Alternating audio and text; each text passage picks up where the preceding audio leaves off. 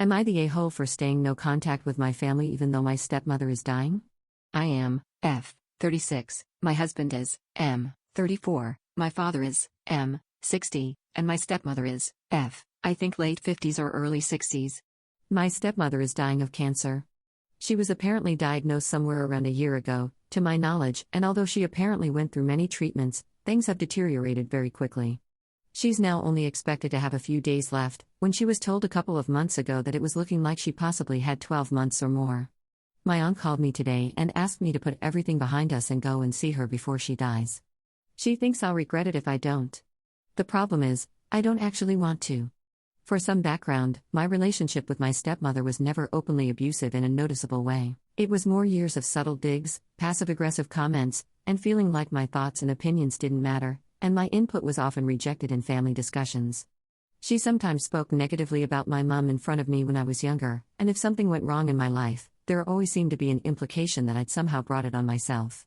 She always offered help with things I needed, like cover letter writing for jobs when I was younger, etc., but in times when I needed her to use her maturity and compassion, she would side with my brother, her mother, and my dad, and my sisters, and my points would be squashed. She once growled at me, "You're not a parent, so you can't tell me anything about raising a child," when I brought up that I was concerned about my brother being left to play computer games for days on end until he wet himself and sat in it.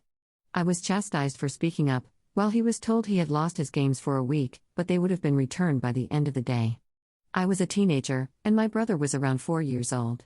My dad always sided with her. Even when I felt she was clearly out of line, he'd either defend her or tell me to let it go.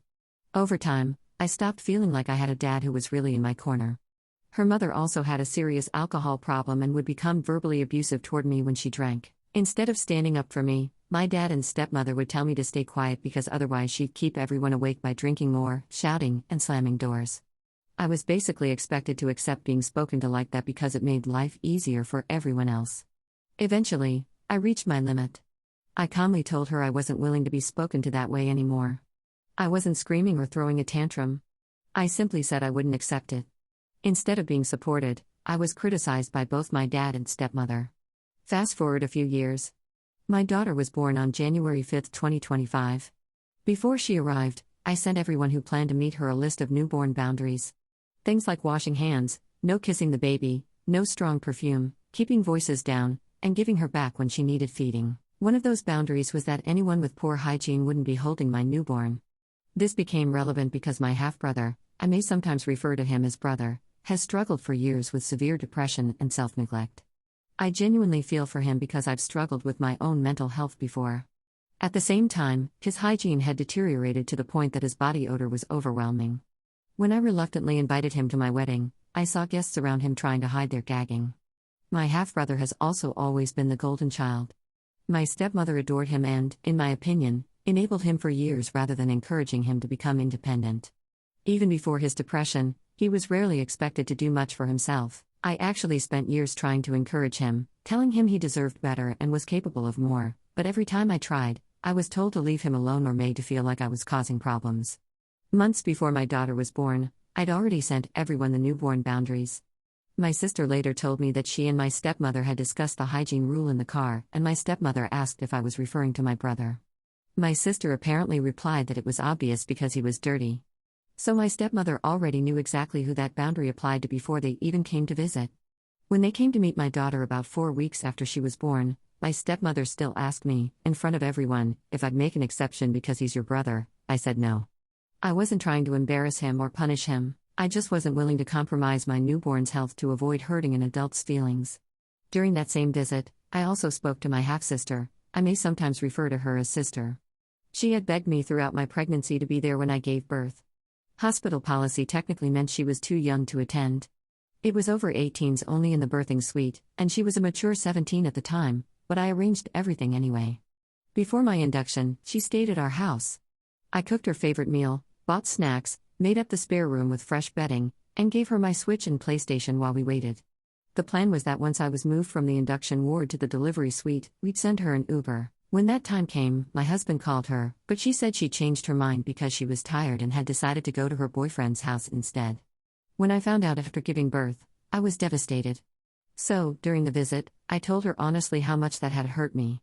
She cried and had a panic attack, and Dad said he hadn't known about this, then stayed quiet for the rest of the visit. After that, there was almost complete silence. My stepmother, brother, and sister never called, never texted, and never checked how my daughter or I were doing. Before then, I'd always been the one making the effort, especially with my brother. At one point, I realized the last message he'd sent me in over 2 years had only been to remind me it was his birthday because I hadn't messaged him yet, even though it was still the morning of his birthday. My dad contacted me a handful of times, and I'd send him photos of my daughter. He'd tell me how beautiful she was, but he never asked if I needed help, never offered to visit, never asked how I was coping, and never offered any practical support. I was a first-time mom recovering from childbirth, living with a disability, exhausted, struggling mentally, and trying to adjust to motherhood. I wasn't expecting anyone else to raise my child. I just wanted my dad to look at me, see that I was struggling, and ask, "What do you need?" Instead, it felt like nobody really saw me. During that period, my birthday came and went. Every single year of my life, my dad had wished me a happy birthday, we'd spoken on the phone, and he'd always sent me a little birthday money. This was the first year that never happened. He also forgot my husband's birthday. I know my stepmother was unwell by then, and I genuinely understand that life must have been incredibly difficult for them. This isn't about the money. What hurt was feeling like I'd quietly stopped existing. At a time when it already felt like the rest of the family had forgotten me, losing that one tradition with my dad made me feel forgotten too. After around 10 months of this, I blocked everyone. The final straw came when my dad phoned me because he was worried he might be seriously ill. I was genuinely concerned for him, but during the same conversation where he told me he was scared for his life, he suddenly, chirpily, brought up the fact that I'd blocked my sister on Instagram and started grilling me about it. It made me feel like that was what he really wanted to talk about. So I decided to cut contact completely. Since then, my mental health has improved enormously. My life is peaceful. My daughter is thriving. I don't spend my time walking on eggshells anymore. Now my stepmother is dying, and suddenly I'm being asked to come back because she's family.